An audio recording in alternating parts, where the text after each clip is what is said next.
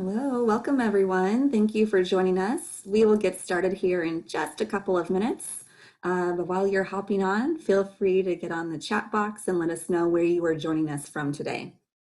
I am currently actually both the presenter today and a secret back-end co-host. We're all coming to you from Apex, North Carolina, right outside of Raleigh. So where are you all joining us from today?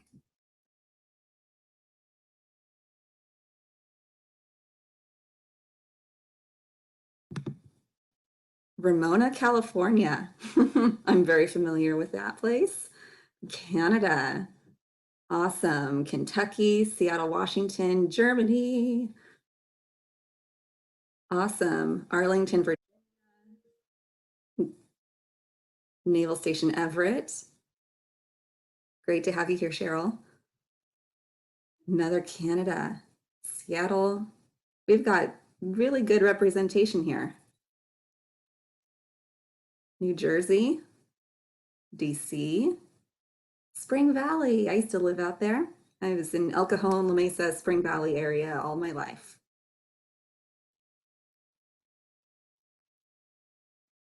This is great. Lots of people from Canada joining us today.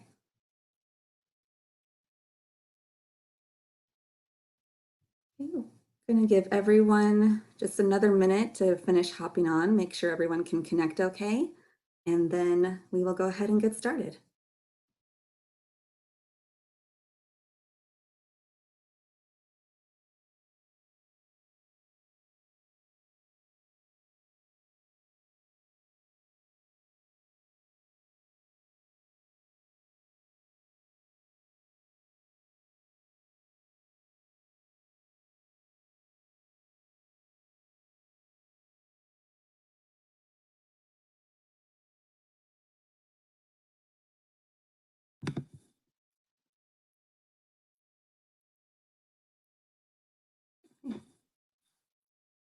Again, if you're just now hopping on, everyone's typing into the chat box where they're joining us from today.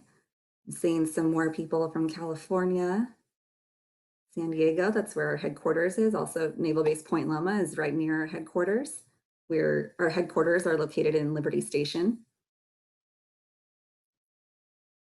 And I do believe I'll address this when we get started, but we do have the slides as a slide note handout that should be available on the resources section within, oh wait, if you're in our online learning center. That's a great question. Let me find out how to get the slides to you. Great, someone here from Florida, Morning Jersey, Maryland, awesome. Lots of people coming from all over. Okay, well, we are going to go ahead and get started. So let me just hit record. So we are already recording. We are ready to go. All right, well, once again, thank you all for joining us today. We appreciate you spending the next hour with us. And my name is Amanda, and I'll be your host for today. If you have any questions, you can type them into the chat box, or you can email support@kit.org. And if you need any technical assistance along the way, just be sure to address your message to all panelists so that we can help assist you with whatever experience or whatever difficulty you're experiencing. And again, I will find out where you can access a slide note handout for this presentation, and I'll get back to you. So just keep an eye in the chat box for me to let you know where you can access that resource. Now, just going through a little bit of housekeeping here, we want to make sure you know how to use the Zoom platform. So with your chat responses, if the presenter asks you to respond to something that she's going through in her content, if you want to share comments or resources with other participants, please use the chat box for that, and you can address your messages to all panelists and attendees. But if you have a content related question that maybe you think would be great for our Q&A session at the end, you can add those to our Q&A box that's also at the bottom of your screen. Okay. And looking through here, perfect. One other thing I want to address is if you're interested in earning a certificate for this webinar, you can email support@kit.org. and we will be able to cross-reference your attendance and send you a certificate. So again, I will go ahead and put that email address in the chat in just a minute. But getting started here today, your webinar is on getting back into our groove, rethinking expectations and routines during reentry. And your presenter today is Kat King. Go ahead and pass it over to Kat. All right, hello everyone. So just to give you a little bit of information about myself, I am the Partnerships Director at Kids Included Together, and that means that I coordinate a lot of our work outside of our military contracts. So I coordinate our national partnership with Boys and Girls Clubs of America, where we're supporting 4,700 clubs throughout the country, and also our National After School Association National Partnership, so supporting after school programs in every state. And also working in out of school time programs, both big and small. So a lot of YMCAs, a lot of Parks and Recs, and the more out of the box the organization, the better. I love working with all different organizations. And what KID does is teach inclusive practices to organizations and individuals who serve youth. And our goal is to make sure every child and youth is welcomed and included, and that staff have all of the tools that they need to be successful and to feel confident in their ability to provide a high quality experience for everyone. KIT has been around for over 20 years, and we're based out of San Diego. But we've got trainers and staff all over the country. We are working in 48 states and 11 countries. And we have worked with over 543 organizations and have taught 90,000 learners. And I came on board about 7 years ago as a contract trainer at KIT.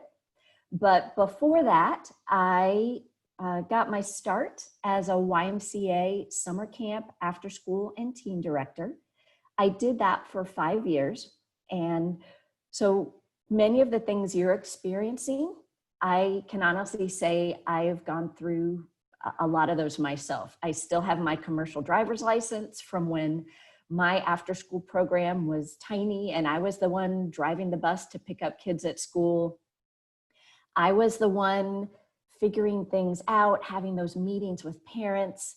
And it was during that time at the Y that I became passionate about inclusion. So the rest of my professional career, in one way or another, so for over 25 years, has been around inclusive programs for children age, well, really from birth all the way up to 21 years of age. My educational background is a bachelor's from Virginia Tech and a master's from UNC Chapel Hill.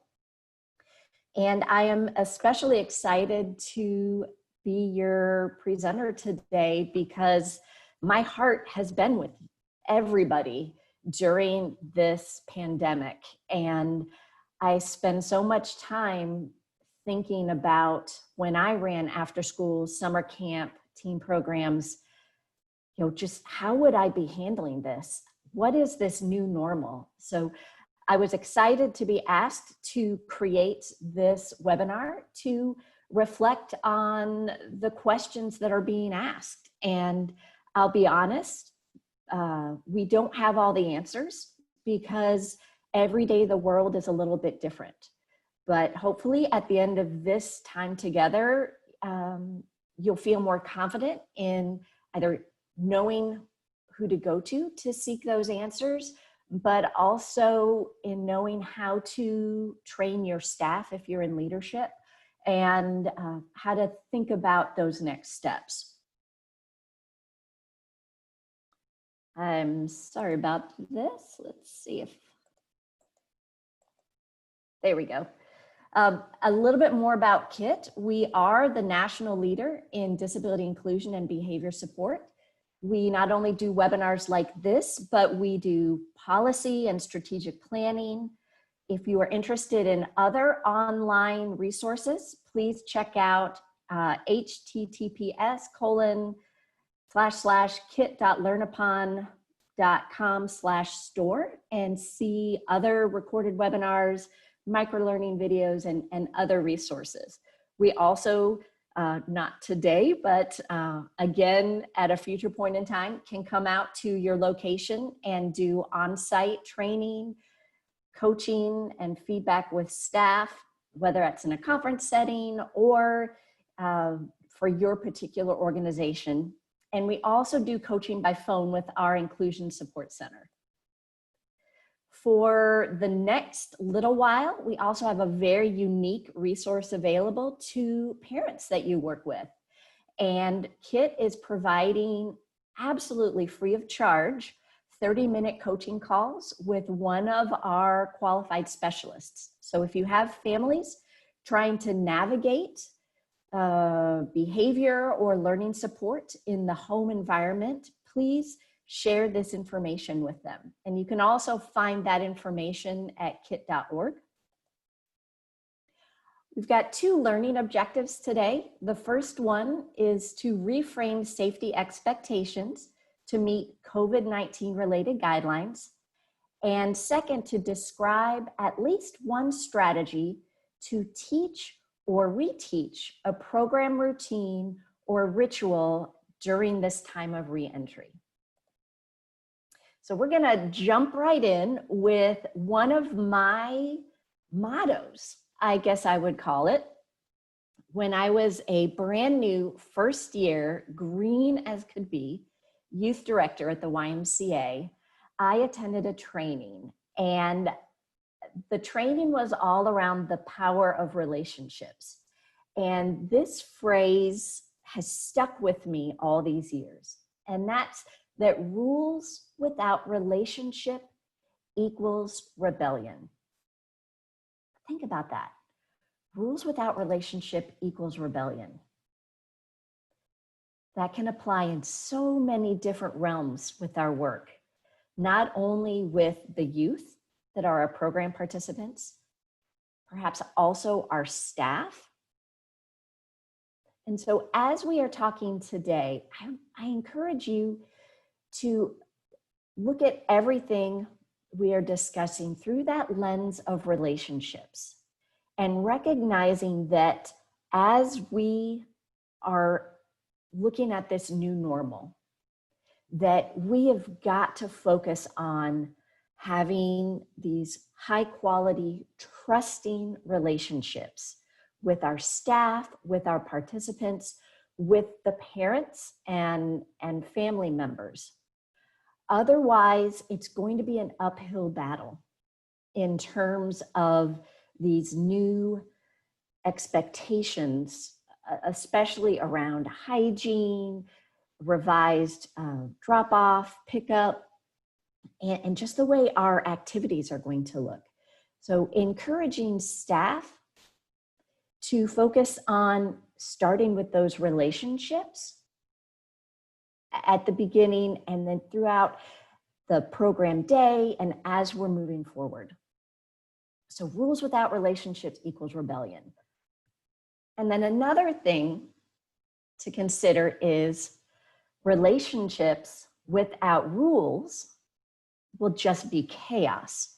So you need that balance. And we've all seen those staff members who their number one goal is to be liked by the kids. And then in order to be liked, they aren't firm when they need to be, that there isn't that consistency. They don't have to make those difficult calls. So that balance of rules and relationships. So if we have rules and we have relationships, what does that equal? So I'm going to ask you to open up your chat box and type in there what you think that equals. So Ryan from New Jersey says trust and compliance, order, clarity and cohesion, understanding, structure. These are all great. Unity. Yes, we want to be united as we come back together. Harmony, trust, respect, knowledge of expectations, compromise. Sherry, that's a great one. Safety. Thank you, Cheryl.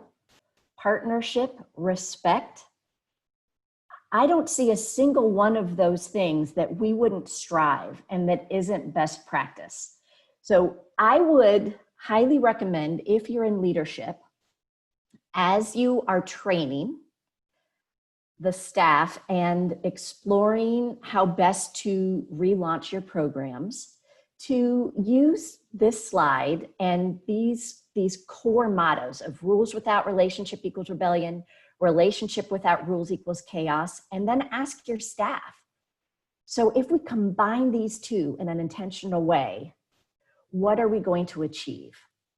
And then how are we going to achieve that? How are we going to have rules and relationships moving forward?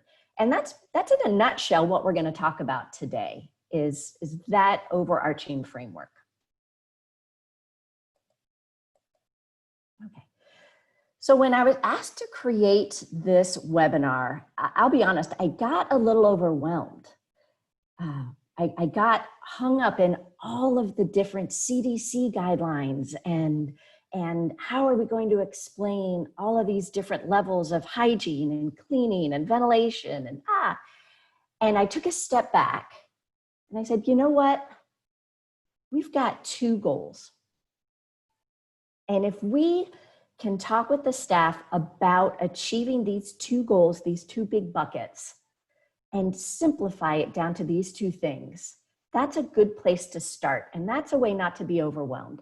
So the first one is we want our staff and our participants to feel emotionally and physically safe as they come in and throughout our program time. And we want them to stay physically and emotionally safe as we move forward.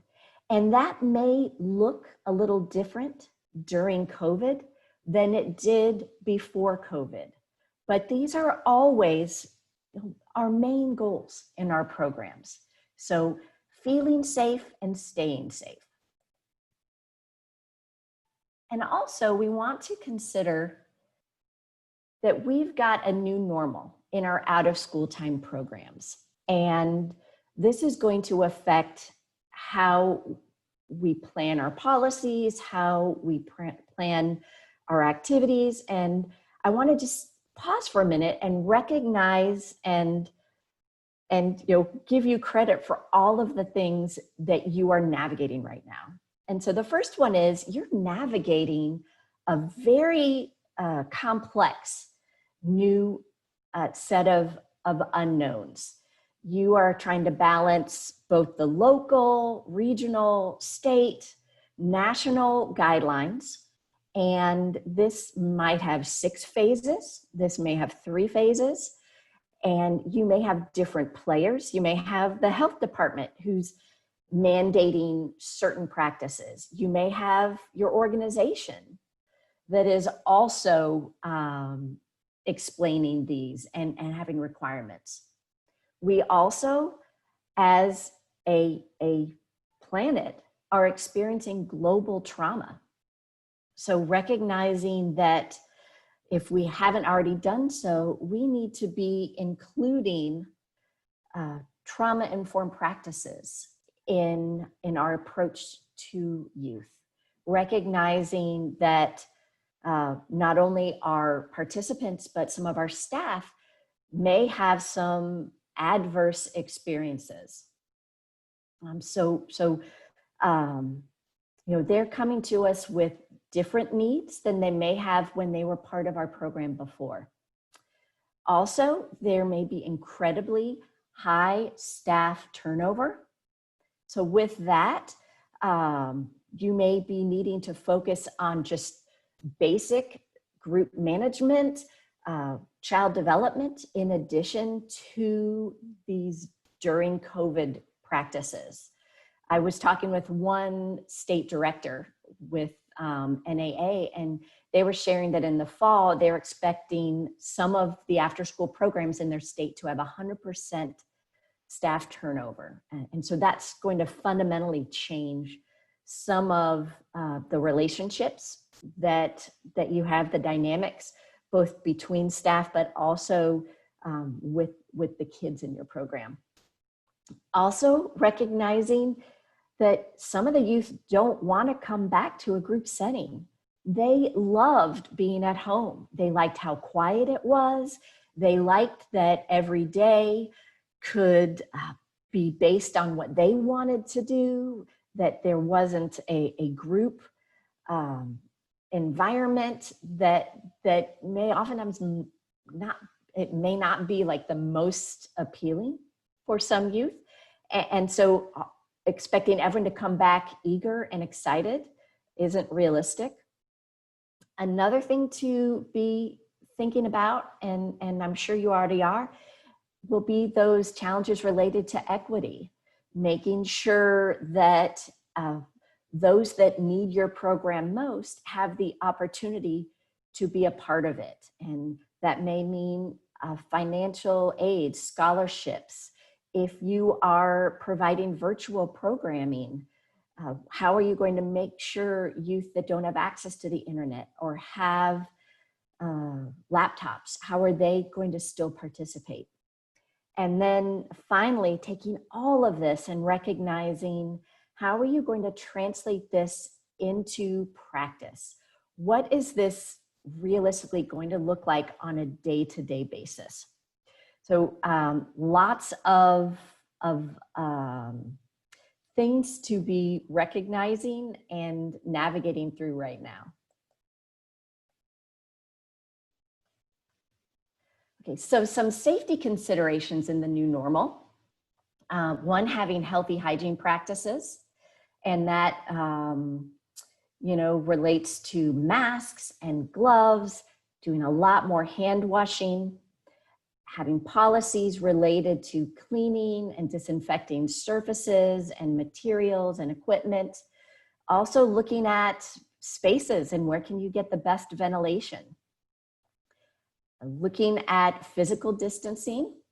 And I love this shift in language away from the term social distancing to physical distancing, because we want to stay socially close.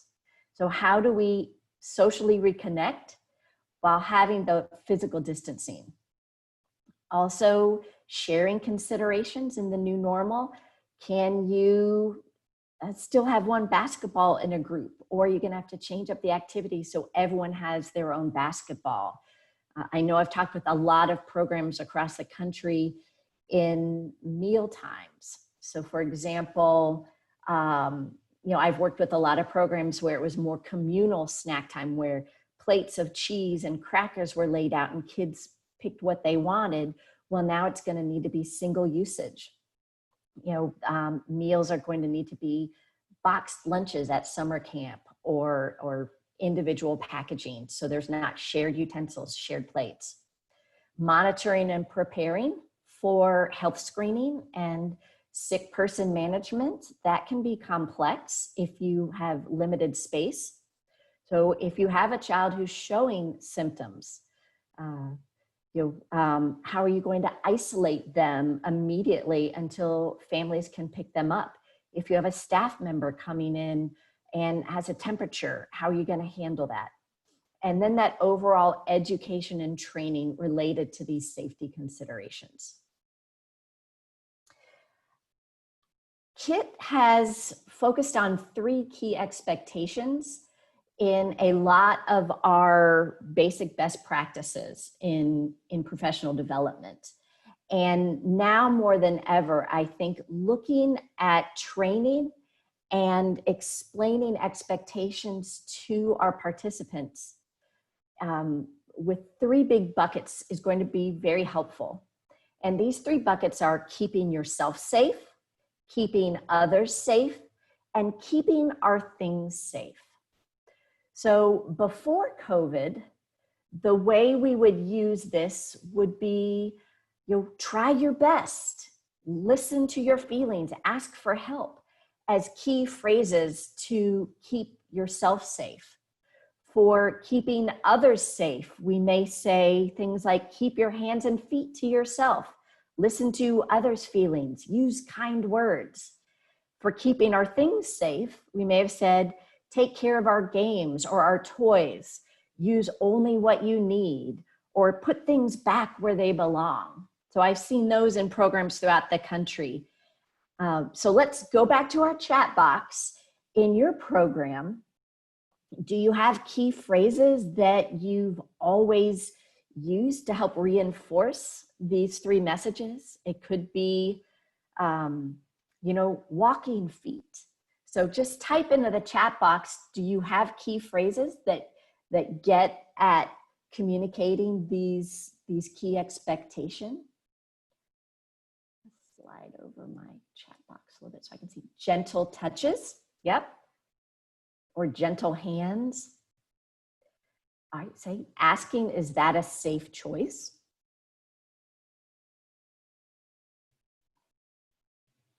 Walking feet, nice hands, happy hands, inner voices.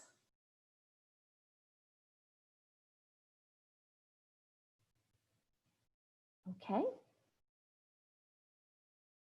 What would you want? Okay, asking your friend if they are okay. Show me how we use that toy safely. Gentle touches. A key phrase that we used in my program was, everybody makes mistakes. The important thing is to make it right. So then we would shorten that to, how can you make it right? All right, great. Thank you for these. All right, so we talked about before COVID, or how I've been looking at the world as BC. So we've got BC before COVID, and now we have DC during COVID. So taking these 3 buckets, what are some new phrases that we might want to introduce to reinforce the new normal and new expectations? So DC during COVID, for keeping yourself safe, we may want to say, I need to stay in my bubble, or can you please not come in my bubble? You may, when you're washing hands, implement singing the alphabet song to get to that length of time to have hands washed. Encourage kids to say to others, just please respect the bubble, or thank you for respecting the bubble.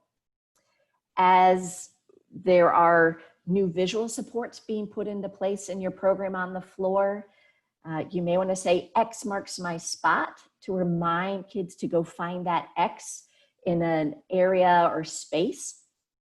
For keeping others safe, keep your hands and feet to yourself, respect the bubble. Shifting from high fives to air fives, or chicken wings or elbows. Other ways to show you, you are encouraging, hands in the air instead of actual physical contact. And then for keeping our things safe, you may be instituting a place where things that need to be cleaned go. And so you may call it Bernie the bin. So, hey, you know what? That's dirty. Go feed Bernie the bin, or let's feed Bernie. With younger kids, you may want to use that term yuck bucket.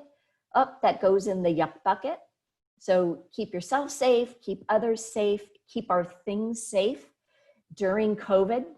So I'm going to open it up. I'd love a few ideas you have for, let's narrow it down to keeping our things safe. Can you think of a phrase that you may want to start using to keep things safe? You can just put those in the chat box.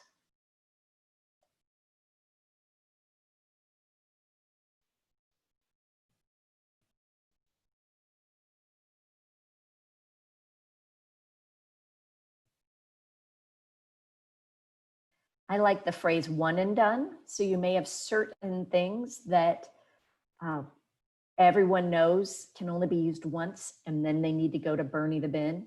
So that's a one and done. Let's feed Bernie, or let's put it in the yuck bucket. Dirty toys go in the bucket.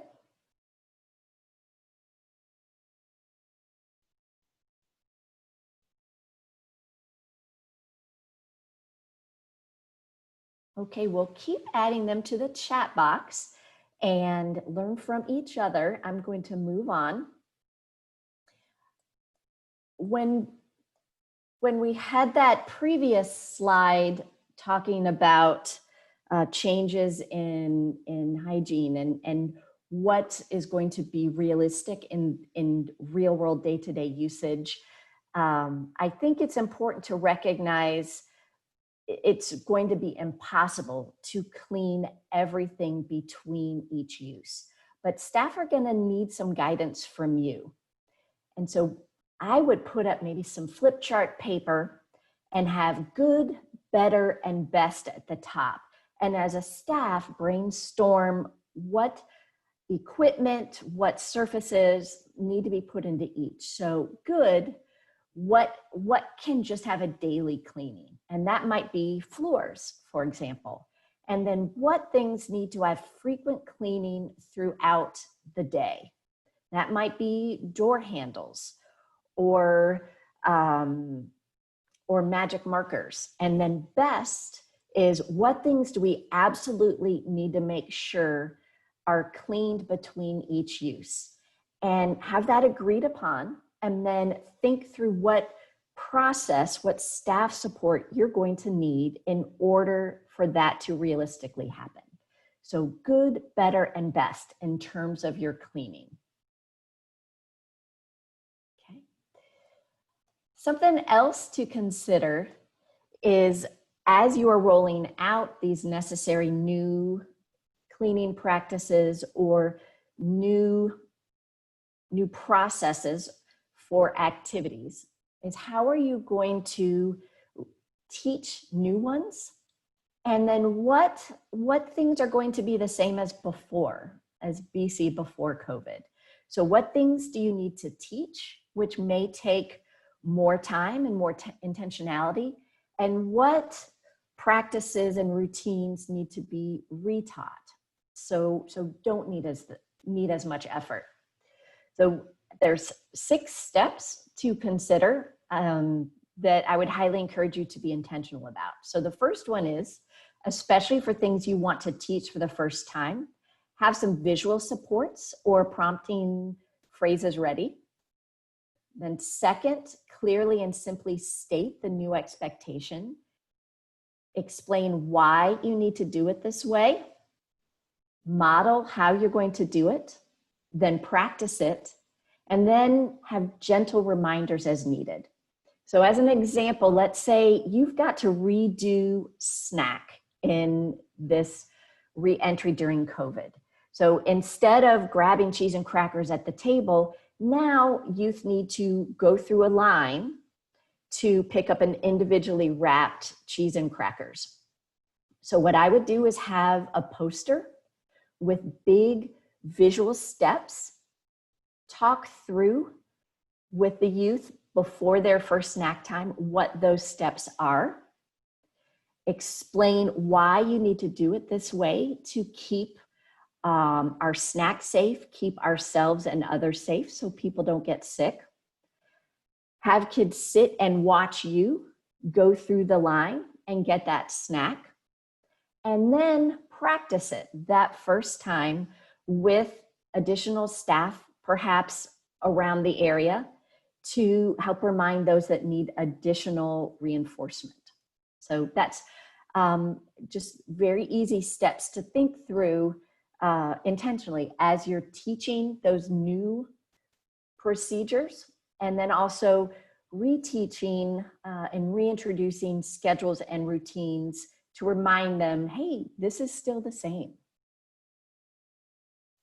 Okay, next I want to shift and talk about a question that has been asked of us very frequently, and that's related to respectful accommodations. hey, we have got youth coming back to our program that have needed additional supports or accommodations. How is that going to work with physical distancing? We're not sure we're going to be able to handle this. So, Kit definitely feels that this is going to be the same process you've always used. And that's on a case-by-case basis, looking at what youth need, and then thinking through what can stay the same. We can still do these verbal prompts the same as usual. Nothing's going to change, but there may be youth that what worked before COVID isn't going to work during COVID. If one of the main accommodations was hand-over-hand modeling, so that's going to provide that would need a lot of physical touch between a staff member and youth. You may want to think through, what can we try that is different that will allow more physical distance?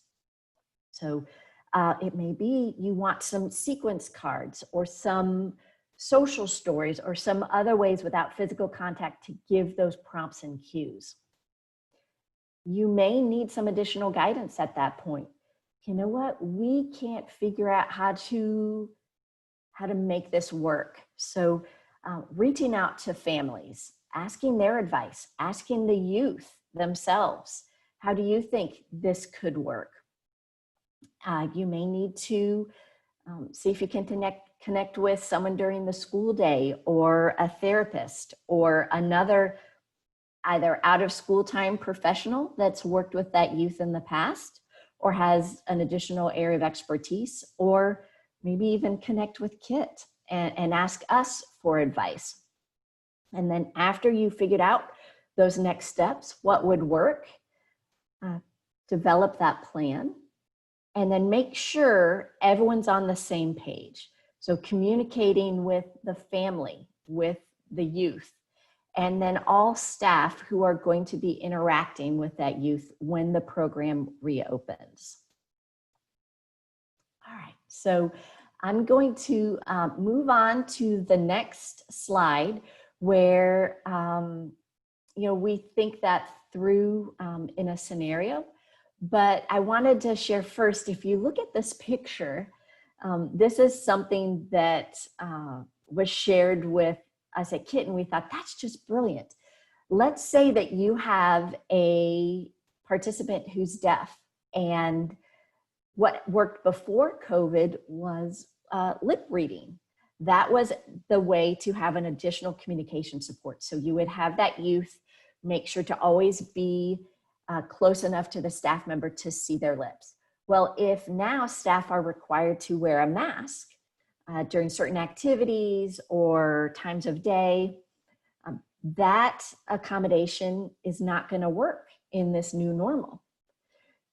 So you can actually order face masks with a transparent panel so that youth can still read lips. And I was working with a program, and they're buying these masks with the transparent panel so that every staff member has one that they can put on during key times of the day where facial expressions are helpful, or if they find that there are certain youth that really need those social cues with the smile, with more of the face showing. So just wanted to pass that on. Also on Pinterest, there's some great patterns on how you can make them yourself. So you don't even have to order them, you could customize them. So I love that idea. So just thinking outside the box, doing research ahead of time to think through and find out what may be out there that's been invented in this new normal that may not have been around before this time. Okay, so I'm gonna share with you a scenario. And in this scenario, we have a participant named Sarah. Sarah is 10 years of age, very excited to come back. Sarah loves competitive sports and games, but you know that as Sarah plays, Sarah frequently bumps into others, likes to touch both staff members' hair, other participants' hair and clothes, and the staff are concerned that she will continue to want to touch others. And right now that physical distancing would be difficult. So I'm going to open it up to you in the chat box. What could you do both in terms of preparing in advance with some accommodations or supports, and then those on the fly accommodations? What could you do in the moment if it would be helpful?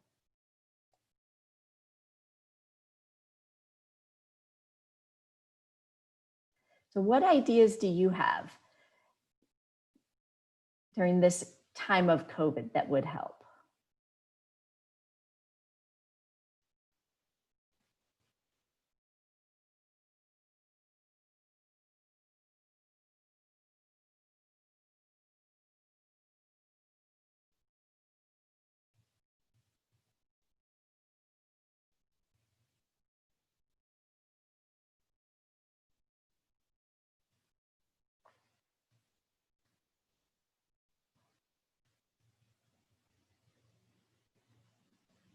Okay, so offer Sarah a fidget that she keeps with her so that her hands are occupied, or maybe even two, so there's one in each hand. Okay, create activities that promote distancing, make it fun, show it's possible to interact and keep a distance. Plan games that require physical distancing in order to win. All right, so think of ways that that sensory need could be met in a way that works in this new normal.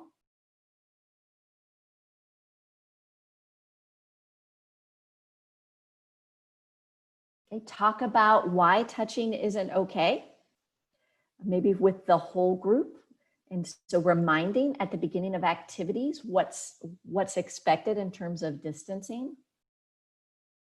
Okay, having a consequence if there is that physical contact. So if you bump into anyone, you're out or you have to start over. Maybe have a code phrase between staff and Sarah to remind without drawing attention to her. Have some physical visual prompts, such as an X on the floor in different areas to be a visible reminder. Create a social story that Sarah's family can go over with her. Okay, use a hula hoop redirection, spread out hula hoops and have kids stand in them to see what good spacing is. When kids don't respect that space, say hula hoop, and everyone would know what that space looks like, or everyone goes back to their hula hoops as a reminder or prompt. Okay, having those key phrases like we keep our hands to ourselves, hug yourself, post pictures about activities. Great, those are all wonderful. Thank you so much. I'm gonna keep encouraging you to type other ideas into that chat box.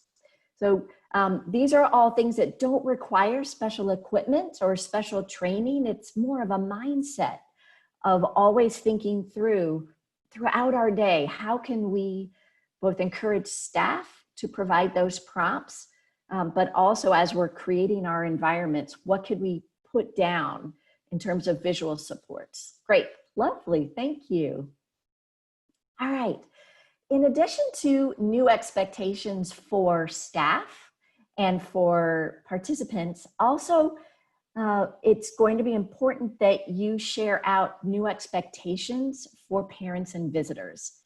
And I've attended several American Camp Association town halls, and they've got some great resources on their website.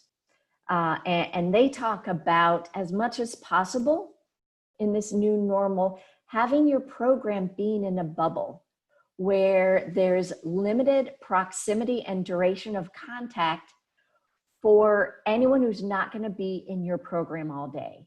And that might be visitors, that might be parents. So limiting other people entering that bubble of safety. So that may include new expectations around dropping off and picking up. I talk with many programs that have shifted to saying only one parent drop a child off. It's not the whole family anymore. It may be that that handoff is outside where there's more ventilation, as opposed to walking into the building and all the way down the hallway to a classroom or to a main drop-off area. There also may need to be a heightened sick child protocol where everyone understands that if a child comes to the program with a symptom, that families need to immediately take their child back out of the program, or if they show a symptom later on during the day, that they will be contacted and agree to come immediately. And then in terms of visiting during program hours, just saying we may not have special guests for now. We're not going to let potential participants and their families come and enter our program spaces to view. We may need to do that virtually or over a phone call rather than coming and looking at it, showing a video of what the program looks like. And then also, are you going to have health screening, additional hand washing requirements if families, parents, et cetera, do come into your program spaces? Okay, so that is the more formal part of the presentation today. My contact information is Catherine@kit.org, and that's my phone number, 858-433-6091.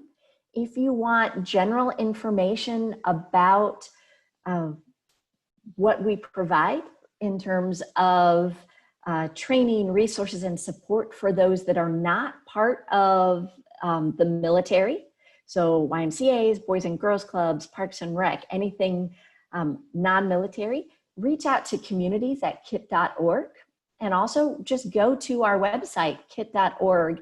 We have many great resources that are available to you. And I wanted to wrap up this part of the presentation with a quote from Mr. Rogers. And he said, "We live in a world where we need to share responsibility. It's easy to say, it's not my child, not my community, not my world, it's not my problem. Then there are those who see the need and respond. I consider those people my heroes." So thank you, Fred Rogers, for that quote. And I would like to just share my thanks to you for reaching out and responding to the need of families to have a safe place, both physically and emotionally, where children can go and thrive, regardless of ability, that everyone is welcome. So I thank you for coming today. We are now going to open it up to questions that you may have had today. So Amanda, I know you have been keeping up with questions that have been posed throughout this presentation. So if you want to ask any of those, and then also type them in at this point, and we'll tackle as many as possible. If we don't get to them all, please email them to Catherine@kit.org, and either I will answer them or I will find someone at KIT that is the correct person to do so. So Amanda, take it away. Great, thank you, Kat. All right, while we're waiting for questions to come in, I just wanted to give a little bit of wrap-up information, and that'll give more people more time to type in their questions. So I want to remind you, I know earlier in the webinar, someone was asking about how they can see the slide note handout for this presentation. So I typed in the chat box that following this webinar, you will receive an email that will include the recording link as well as a slide note handout. So that'll be a great resource for you to look back on, or even to share with other colleagues who you think would be interested and would get a lot out of the content. And again, I also mentioned that if you're interested in earning a certificate, you can email support@kit.org with your request, and they will be able to cross-reference your attendance and send you a certificate for verification. Okay, let's see here. I do see a couple of questions that have come in, so let me get started on those. Okay, so the first question is, how can staff in the infant room practice physical distancing? Great question. Yeah, that is a great question. And I think that is only realistic to a point. And definitely refer to the CDC guidelines or those that are providing recommendations in terms of that and requirements. But I would say with physical distancing, that's not going to be possible when you're changing diapers, when you are soothing an infant that's crying. But when there are times when they are doing tummy time or opportunities where you don't need that hands-on support, you can still, with a lively voice and smiles, provide a nurturing environment. And as I mentioned earlier in the slides, the more you can limit the proximity and duration of contact, that, from what I understand, is the key. So when you do have that close physical contact, especially related to those care needs, like feeding, limiting it in terms of duration. But you are going to have guidance from other agencies that specialize in that guidance, like the health department, CDC, and so forth. And your organization also, I'm sure, has some resources related to that, maybe licensing, that can give guidance. Great, thank you, Kat. And the next question is, okay, they're saying that they really like the idea of the free coaching that KIT is offering right now. And they're asking, I'm not sure that you'll have the answer for this, Kat, but they're wondering, do you think that KIT will extend this service beyond June 30th? That is a great question. I would say that KIT is exploring it, but I have not heard anything official one way or the other. I know that that's something that's being evaluated. So we look for if it's a need in the community, and we try our best to respond. Yes, and I see in our private message, Kat, that our chief marketing officer is saying that we're discussing the possibility. So that concurs with what you were just saying too. Mm-hmm. Okay, let's see here. I know we have at least one question come in the chat. So we have a question here. What can we do to prepare our space before school-age kids return? Okay, well, I think it would be, as I've been sharing in this webinar, two things.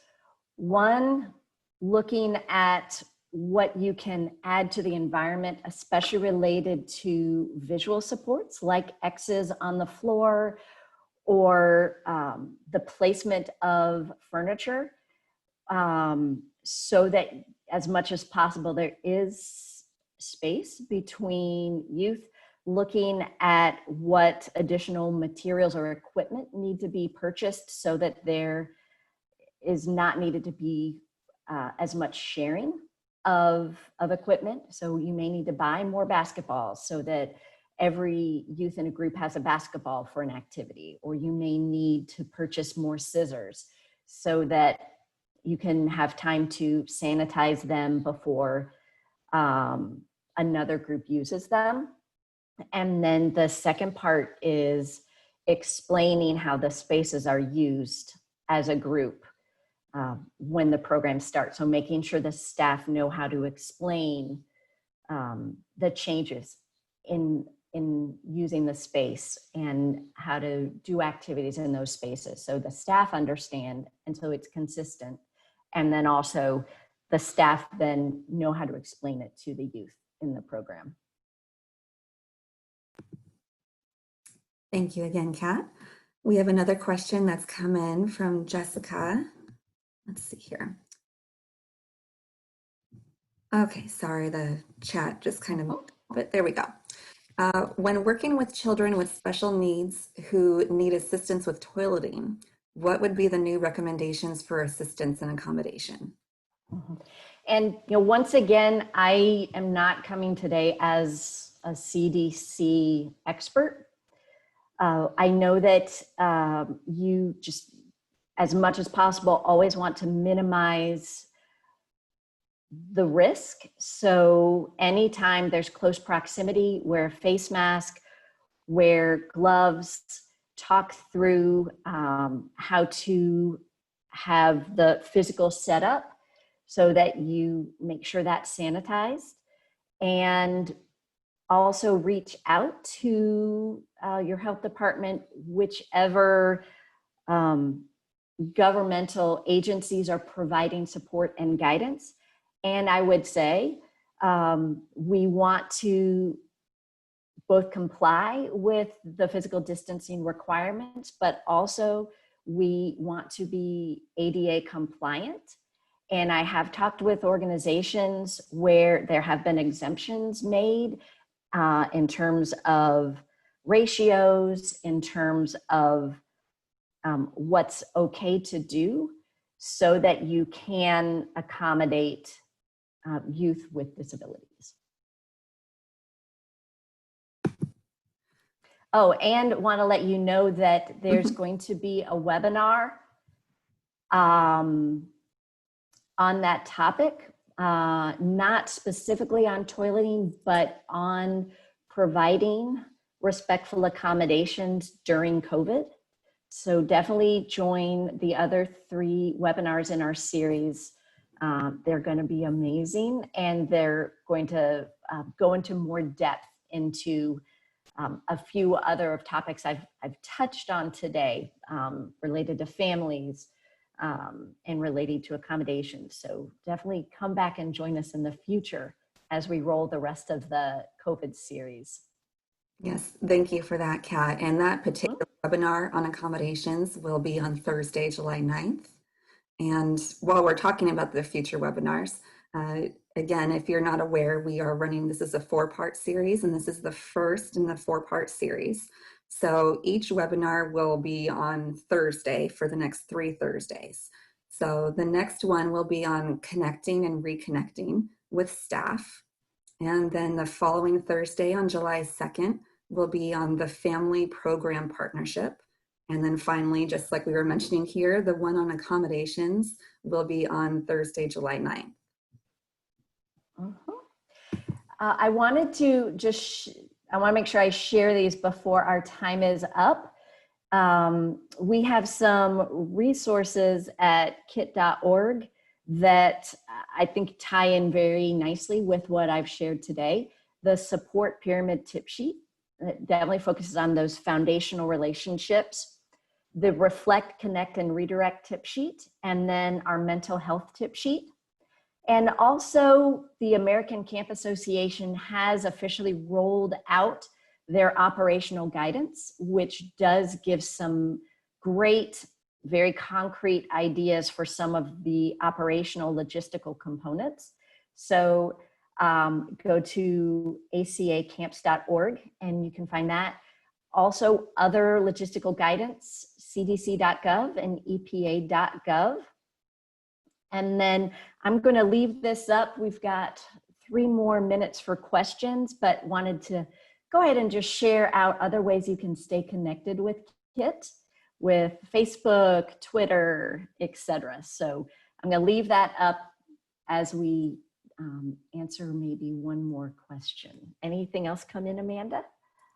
Not that I've seen yet, but one last thing I wanted to touch on is those specific webinars I was mentioning. We have two different series running. The one for this webinar and all the webinars that are occurring on Thursdays are generally for all audiences and general audiences. And the ones that we are running on Tuesdays are geared towards military specific audiences. So while the military is welcome to come to both series, we wanted to make sure anyone who is joining us from the military today is aware of those Tuesday webinars that will also be occurring. Checking over here, I don't see anything else that's come in the chat. We'll give everyone just one more minute here.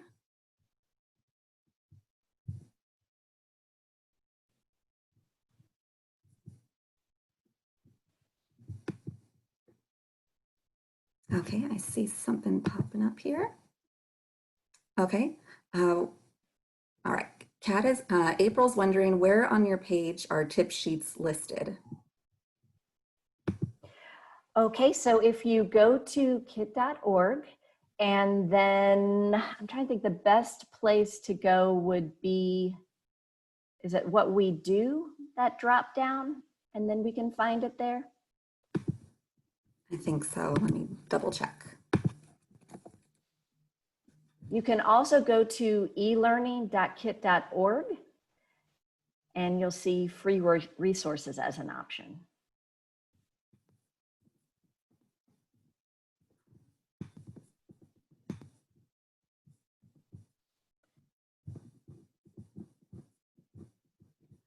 Okay, let me see here.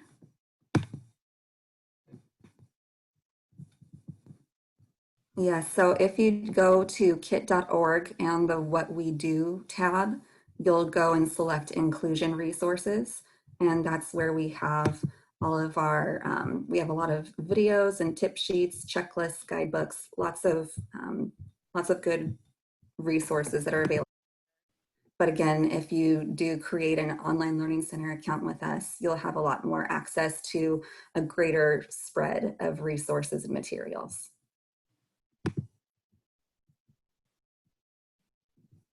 Okay, thank you, Diane. I see your comment. Thank you.